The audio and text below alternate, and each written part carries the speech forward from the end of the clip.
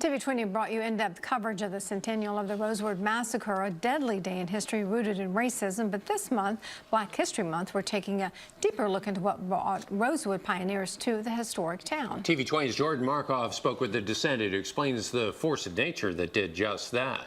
When people talk about Rosewood, I want them to know that my McIntyre family is very much affiliated. Lizzie Robinson Jenkins is the descendant of Rosewood pioneers. In 1923, a mob of KKK members destroyed the town of predominantly black families and killed 8 people. Now, the city of Archer is where Lizzie calls home, but the story of how some of the Rosewood pioneers she's related to made it to Rosewood is a story not many know about. When I mention tsunami to people in Cedar Key, that happened in Cedar Key, people say, tsunami, Cedar Key.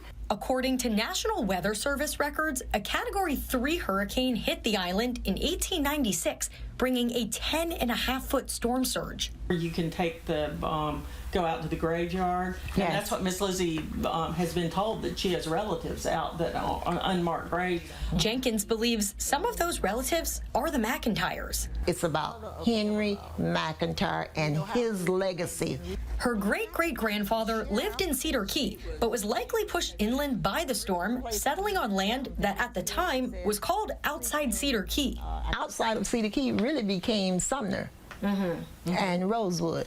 Living next to the McIntyres was a white woman named Harriet Walker, who was related to Levy County Sheriff Bob Walker. This is why Sheriff Bob Walker worked, as my mom said, 96 hours straight to make sure the blacks were rescued and gotten out of Rosewood alive. He knew those people. Had it not been for Bob Walker, the McIntyres would not have survived Rosewood either.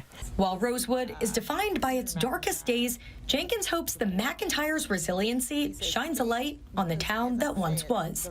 Jordan Markov, TV 20 News. Covering